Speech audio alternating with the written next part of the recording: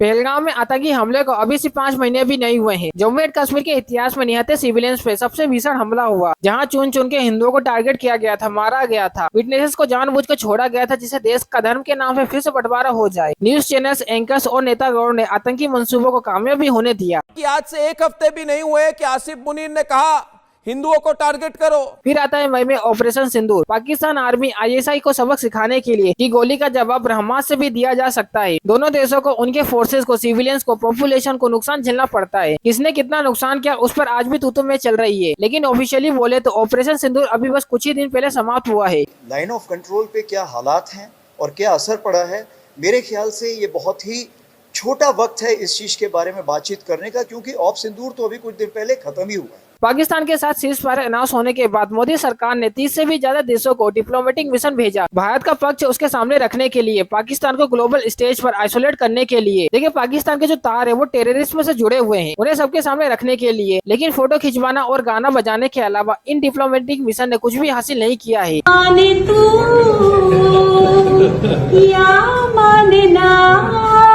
देखिए, नतीजा ये हुआ कि टेररिज्म के खिलाफ तो सबने बोला, लेकिन पाकिस्तान का नाम किसी ने भी नहीं लिया। उल्टा यूनाइटेड नेशन सिक्योरिटी काउंसिल ने पाकिस्तान को हेम काउंटर टेररिज्म पैनल को लीड करने को कहा। पहलगाम अटैक के बावजूद आज Pakistan chair of the session committee against Taliban है और vice chairman of counter terrorism panel है, जिसे वायदा में 19/11 के बाद बनाया गया था, वही जिसके करता धरता ओसामा बिन लादेन पाकिस्तान में मिले थे। हिपोक्रेसी की भी सीमा होती है। देखिए, हिपोक्रेसी की सीमा तो तब हुई जब दुनिया भर में अपने सटीक जवाबों के लिए प्रसिद्ध बेस्ट को अपनी जगह दिखाने वाले कईयों के हिसाब से best foreign minister ever S Jaishankar ji AKA laser eyes का सालों का जो बेसिक ड्यूटी था, देखिए उनका जो प्राइमरी रोल था पाकिस्तान को इंटरनेशनल कम्युनिटी के सामने एक्सपोज करना, वो बुरी तरीके से वहाँ फेल कर जाता है। वो सरकार इसी फेलियर को छुपाने के लिए लॉन्च करती है ऑपरेशन गद्दार। देखिए, 48 घंटे के अंदर अंदर सारे पाकिस्तानी सिटीजन को भारत छोड़ो का ऐलान। देखिए, कुछ लोग जो लीगली लॉन्ग टर्म वीजा पर इंडिया में थे, उन्हें ढूंढ ढूंढ कर खदेड़ा जाता है। पाकिस्तानी आर्टिस्ट सिंगर से ये बोल दिया जाता है कि अब और कोई गिग्स नहीं और कोई शो इंडिया में नहीं होगा। पाकिस्तान के साथ ट्रेड जो है वो वैसे ही काफी कम हो रहा था, उसे अब पूरी तरीके से बंद कर दिया जाता है। देखिए, आइडिया सिंपल था कि पाकिस्तान या वहाँ के लोगों को भारत की तरफ से किसी भी तरीके की मॉनिटरिंग, बेनिफिट या आर्थिक सहायता नहीं पहुँचनी चाहिए। यहाँ तक कि सोशल मीडिया पर पाकिस्तानी इन्फ्लुएंसर्स और एक्टर्स को भी बैन कर दिया गया। पाकिस्तान ने भी जहाँ तक मुमकिन हुआ ऐसे कदम उठाए। फिर जून के महीने में दिलजीत सिंह दोसांझ की फिल्म आती है सरदार जी 3। उसमें थी पाकिस्तानी एक्ट्रेस हानिया आमिर एक स्पोर्टिंग रोल में। फिर क्या था, दिलजीत सिंह दोसांझ वैसे ही प्रो फार्मर एजिटेशन स्टेज के लिए जाने जाते हैं। मिल गया भक्तों को एक मौका बदला लेने के लिए। अब देखिए, यहाँ जनता भी जानती है कि सरदार जी 3 की जो कास्टिंग है, वो जो पूरी की पूरी शूटिंग है, वो पहलगाम हमले के पहले ही हुई थी। दोसांझ को तब भी भर भर के गालियां दी गई। मूवी की स्क्रीनिंग इंडिया में कैंसिल करवा दी गई और बात यही नहीं रुकी है। देखिए, बड़े सर्व की बात तो यह है कि federal western of India cinema employees ने प्रधानमंत्री को चिट्ठी लिखकर ये कहा है कि दोसांझ की इंडियन सिटीजनशिप जो है उसको रद्द कर देनी चाहिए। एक इंसान जिसे दुनिया भर में भारत का कल्चर एम्बेसडर बोला जाता है, उसे गद्दार घोषित कर दिया गया। दोसांझ का बचाव करने में जब जावेद अख्तर आते हैं तो भाई कहते हैं कि लॉजिकली थिएटर में अगर पिक्चर नहीं लगाओगे तो इंडिया का ही नुकसान होगा, पाकिस्तान का थोड़ी ना नुकसान होने वाला है वहाँ। तो उन्होंने भी बोल दिया कि shut up, go to Pakistan. अरे भाई, अख्तर है तो गद्दार तो होगा ही ना। साथ ही साथ आप किसी भी सरनेम के हो, चाहे अख्तर हो या बनर्जी हो, पत्रकार हो या नागरिक हो, किसी ने भी अगर सरकार पर या सिंदूर ऑपरेशन सिंदूर के बारे में सवाल पूछने की जरूरत की तो उसे गद्दार घोषित कर दिया गया और कहा गया कि फोग ऑफ वॉर का सवाल है। यहाँ पर एकदम कुछ भी सवाल या टिप्पणी अलाउ नहीं है। लेकिन आज 5 महीने के अंदर अंदर पाकिस्तान का आतंक, हमारे जवानों की शहादत, ऑपरेशन सिंदूर को तख्त पे रख दिया गया है। पाकिस्तान के साथ अगर हम क्रिकेट मैच खेलेंगे तो हमारा देश जो है वो छोटा नहीं हो जाएगा, और ये बात मैं मानता हूँ। लेकिन ऑपरेशन सिंदूर जो है वो 2 दिन पहले ही खत्म हुआ है। पहलगाम के 5 महीने के अंदर अंदर एक दूसरे को हम गाली बक रहे हैं, गद्दार कह रहे हैं। इसके बीच में क्रिकेट मैच कहाँ से आ जाता है भैया? ये दिखाता है कि कहीं ना कहीं गद्दारी हम सबके बीच में आ चुकी है। गद्दारी लिबरल्स और अवाम की आशा रखने वाले लोग नहीं करते हैं। गद्दारी सरकार से सवाल पूछने वाले जो लोग हैं या कोई मजहब विशेष नहीं करता है। गद्दारी आज पैसे के भूखे जो दलाल है वो कर रहे हैं। गद्दारी कोई कॉमेडियन, जर्नलिस्ट या एक्टर्स नहीं होते हैं या कोई जागरूक सिटीजन नहीं होता है, बल्कि वो होता है जो आज पाकिस्तान के नाम पर नोट छाप रहा है। तो आज का जो ये एपिसोड है ये थोड़ा अलग होने वाला है, थोड़ा डिगरिंग होने वाला है। तो दरअसल पिछले कुछ हफ्ते से हमारी जो टीम है वो एक गद्दार की लंबी लिस्ट तैयार कर रही है, और उस लिस्ट में army, police, scientist, IAS, IPS तमाम लोग आपको मिल जाएंगे। और ये जो लिस्ट है ये हमने न्यूज के बेसिस पर तैयार करी है, जो देश को चंद रुपए के लिए पाकिस्तान को बेचने के लिए भी तैयार रहते हैं। उनका जो धर्म है वो सुनकर तो आप दंग रह जाओगे। लेकिन शुरू करते देखिए उस गद्दारी से जिसमें शायद हम सब आज थोड़े बहुत हिस्सेदार बन चुके हैं।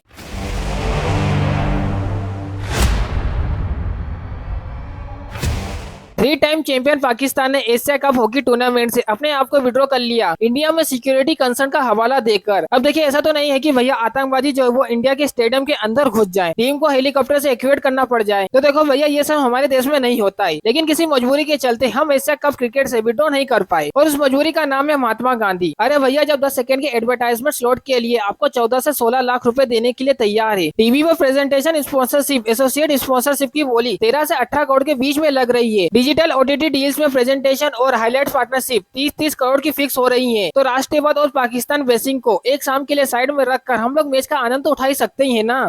जिस राह पे तुम चल रहे हो बेटा, एक दिन बुरी तरह फंसोगे। देखिए रास्ता ये थोड़ी ना खत्म होता है। इसके ऊपर दुबई में संडे के दिन जो मैच होने वाला था उस टिकट के जो प्राइस है वो 10,000 से लेकर 2.5 लाख तक रखी जाती है। लेकिन देखिए इंडिया पाकिस्तान का मैच है और पैसे की जो बारिश है वो होगी गारंटी है। और ये जो धंधा ये नया नहीं है, बीते 20 सालों में तमाम बॉर्डर, तमाम टेंशन, तमाम आतंकी हमलों के बीच में भी इंडिया पाकिस्तान क्रिकेट राइवलरी ने 10,000 करोड़ से भी ज्यादा का पैसा जनरेट किया है। पैसा ही पैसा होगा। अब ये बात आपको भी समझ में आ रही है कि इतना सारा जो पैसा है वो सिर्फ भारत या बीसीसीआई अकेले नहीं कमा रहा है। ऑब्वियसली इन मैचों से बहुत सारा जो फायदा है वो पाकिस्तान को भी पहुंच रहा है, वहाँ के क्रिकेट बोर्ड को भी पहुंच रहा है। और भारत सरकार की आर्ग्यूमेंट की अगर आप बात करो तो क्लियर लॉजिक है कि जो पैसा है पाकिस्तान सरकार के थ्रू भारत के खिलाफ काम करने वाले उन ग्रुप के पास पहुँचता है और अब ये इस्तेमाल करेंगे उन ग्रुप्स को बढ़ावा देने के लिए जो भारत में खून खराबा करते हैं। तब सवाल ये उठता है कि भारत सरकार ऐसा क्यों करने दे रही है, परमिशन क्यों दे रही है? पैसे की कोई किल्लत तो है नहीं हमारे पास। बीसीसीआई के पास इतना टैक्स फ्री पैसा है कि उसे कुछ समझ में नहीं आता है कि क्या करें इन पैसों का। देखिए बीसीसीआई की तरफ से ये कहा गया है कि भारत सरकार उन देशों के साथ बटलर सीरीज पर रोक लगा देगा जिनके साथ संबंध अच्छे नहीं है, लेकिन एशिया कप जैसे मल्टीलेटरल टूर्नामेंट में ऐसी टीम माने एनिमी नेशन के साथ हम खेल सकते हैं, उन पर कोई रोक नहीं है। बहुत अच्छा लॉजिक लगाया। चलो कम से कम यहाँ पर बीच में रेहनू को तो नहीं घसेटा गया। लेकिन भारत सरकार को किसने रोका है भैया अपनी पॉलिसी चेंज करने से? जब सारे artist, celebrity, social media accounts को आप ब्लॉक कर सकते हो, पूरी तरीके से वर्ल्ड ट्रेड को आप ठप कर सकते हो, तो एक जो ये मैच इसको क्यों नहीं रुकवा सकते हो भैया? अरे international cricket by the way आजकल कौन चला रहा है? किस देश के पैसे के बिना आईसीसी एक कदम भी नहीं ले सकता है। तो पहलगाम के विक्टिम्स को याद करके आप एक मैच को विड्रॉ नहीं करवा सकते हो क्या? एक मैच को रुकवा नहीं सकते हो? बोर्ड की भीख मांगते समय तो पुलवामा के शहीदों को आप बहुत याद करते हो, यहाँ पर याद नहीं आई आपको?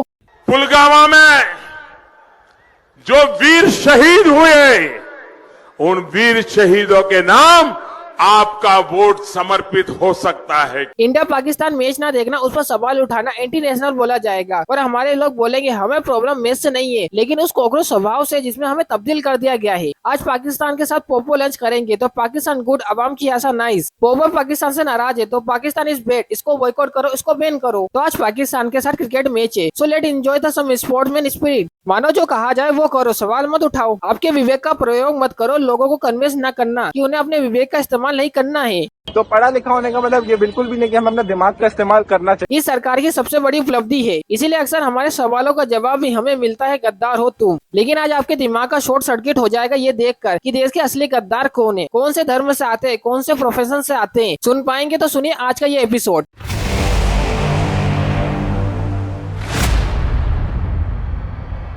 देखिए मई के महीने में सीआरपीएफ के एक जवान को दिल्ली से अरेस्ट किया जाता है एग्जाम पाकिस्तान इंटेलिजेंस ऑफिसर या पीआईओ के साथ 2023 में क्लासिफाइड नेशनल सिक्योरिटी इंफॉर्मेशन को शेयर किया जा रहा था। और भी चौंका देने वाली बात तो ये है वो पहलगाम जिसमें आतंकी हमले हुए, उस आतंकी हमले से सिर्फ 6 दिन पहले उसका वहाँ से एक्सचेंज हो जाता है। सीआरपीएफ जवान का नाम मोतीराम जाट। एनआईए का कहना है कि ये सब उसने पैसों के लिए किया था। इंडिया पाकिस्तान के बीच में तनाव चलते पंजाब पुलिस ने 2 लोगों को गिरफ्तार किया जो अमृतसर स्थित इंडिया मिलिट्री इंटेलिजेंस के बारे में जानकारी पाकिस्तान के आईएसआई के साथ शेयर कर रहे थे। इन दोनों गद्दारों का नाम पलक शेर मासमी और सूरज मासमी। अंदाजा ये लगाया जा रहा है कि उन लोगों ने ये जो काम है ये ड्रग्स के पैसे इकट्ठा करने के लिए कर रहे थे। इसी साल मार्च में यूपी एटीएस ने कानपुर ऑर्डिनेंस फैक्ट्री के एम्प्लॉयज को अरेस्ट किया। जूनियर वर्कर मैनेजर कुमार विकास ऑर्डिनेट फैक्ट्री के बारे में sensitive information Pakistan intelligence agent Neha Sharma के साथ शेयर कर रहे थे। यह पहली बार नहीं था कि आईएसआई ने हमारे लोगों को हनी ट्रैप कर रहा था इन्फॉर्मेशन एक्सट्रैक्ट करने के लिए। अब जैसे फरवरी 2025 में एनआईए ने 2 सिविलियन कांस्टेबल वर्कर्स को अरेस्ट किया। कारवार के आईएएस कांदवा नेवाल बेस से अध्यक्ष नायक और वेतन ठांडले क्लासिफाइड डिटेल सिक्योरिटी एरिया के फोटेज नेवाल मूवमेंट की जानकारी एक महिला को दे रहे थे, जो महिला दरअसल में एक पाकिस्तानी एजेंट थी। सिर्फ 5,000 रुपए के बदले में ये सेंसिटिव इन्फॉर्मेशन पाकिस्तान के साथ शेयर कर रहा था। अब देखिए जो लो कॉस्ट ऑपरेशन है उसमें तो हमारी एक्सपर्टीज है, हम विश्व गुरु हैं, लेकिन सस्ती गद्दारी का जो नया रिकॉर्ड है वो सेट हुआ गुजरात से। जब दीपेश गोयल ने देश को सिर्फ बेच दिया 200 रुपए प्रति दिन के दहाड़ी में। दीपेश ने द्वारका के ओखा रीजन की इन्फॉर्मेशन को कोस्ट गार्ड की मूवमेंट की जानकारी पाकिस्तान को सप्लाई की। उधर राजस्थान इंटेलिजेंस ने जैसलमेर से पठान खान को अरेस्ट किया। ISI के लिए स्पाइंग कर रहे थे ये भाई साहब। ऑफिसर के साथ वो इन कनेक्ट थे। 2013 से जब वो वहाँ पाकिस्तान गए थे तब से वो कनेक्ट है ISI के साथ। उन्हें पैसे का लालच दिया गया, उनकी ट्रेनिंग हुई और उसके बाद जैसलमेर इंटरनेशनल बॉर्डर के बारे में सेंसिटिव इन्फॉर्मेशन, कॉन्फिडेंशियल इन्फॉर्मेशन उनको हैंड ओवर पास किया जा रहा था पाकिस्तान में। दिल्ली के तुर्कमान गेट में पुलिस अरेस्ट करती है मोहसिन को, जो कि एक SP राज रिंग चला रहा था। ISI का पैसा वह हबीब उर रहमान जैसे लोगों को सप्लाई करता है, जो राजस्थान में पोखरण के आर्मी बेस में सब्जी सप्लाई कर रहा था। अब बदले में पोखरण आर्मी बेस की जो खबर थी वो पाकिस्तान भेज रहा था। अब सोचा जाए तो कितना इफेक्टिव तरीका है। सैटेलाइट और ड्रोन की जरूरत ही नहीं है। यहाँ पे सब्जी वाला आर्मी बेस पर जाकर इंफॉर्मेशन पाकिस्तान को सप्लाई कर रहा है। अब सोचिए जो गद्दारी का खेल है ये कहाँ और किस लेवल पर जा सकता है। आप इस बात से याद करिए जब IFS ऑफिसर माधुरी गुप्ता को अरेस्ट किया गया था 26/11 के बाद इंडियन इंटेलिजेंस एजेंसी को संकेत मिलते हैं कि इस्लामाबाद, हमारे इस्लामाबाद हाई कमीशन में एक मॉल है, वहाँ से इंफॉर्मेशन लीक हो रही है। बाद में पता चलता है कि माधुरी को उसके आधे उम्र के एक पाकिस्तानी एजेंट ने सेड्यूस किया, ट्रैप किया, सेंसिटिव इंफॉर्मेशन एक्सट्रैक्ट किया। हाल ही में सत्येंद्र सिवाल जो भारत में मॉस्को बेस्ड इंडिया एमबेसी में स्टाफ थे, उन्हें यूपी के एंटी टेरर स्क्वाड ने हड़पपुर से अरेस्ट किया। उन्हें भी ISI ऑपरेटिव पूजा ने हनी ट्रैप किया था। सेंसिटिव इंफॉर्मेशन वहां से भी निकाली जा रही थी। तो शायद सबसे फेमस केस जब महाराष्ट्र के एंटी टेररिज्म स्क्वाड ने DRDO research development stabilise laboratory के हेड प्रदीप कुरुलकर को अरेस्ट किया। अब कुरुलकर जी जो है वो जारा दास गुप्ता के अदाओं से प्रभावित हो गए थे। न्यूड पिक्चर और सेक्सिंग के बदले में सेंसिटिव DRDO इन्फॉर्मेशन शेयर कर दिया पाकिस्तान के साथ। और मैं सिर्फ ये 10 इंटेंशन से जल्दी से शेयर कर रहा हूँ। लिस्ट देखिए और भी बहुत लंबी है, लेकिन डाटा एक चीज चीख कर कहती है। देखिए पिक्चर में व्हाट्सएप फॉरवर्ड में नेताओं के भड़काऊ बयानबाजी में जो गजबा ये हिंद दिखाया जाता है वो असल में कोई धार्मिक युद्ध नहीं है, वो युद्ध है। हमारे ऊपर हमला एक खतरा है, लेकिन वो गजबाए धन है, पैसा ही धर्म है। और पैसे के लिए सभी धर्मों के लोगों ने देश को बेचने के लिए वो तैयार खड़े थे। बस फर्क इतना है कि कोई 200 रुपए में बेचना चाहता है देश को, तो कोई 2000 करोड़ का मैच करा के।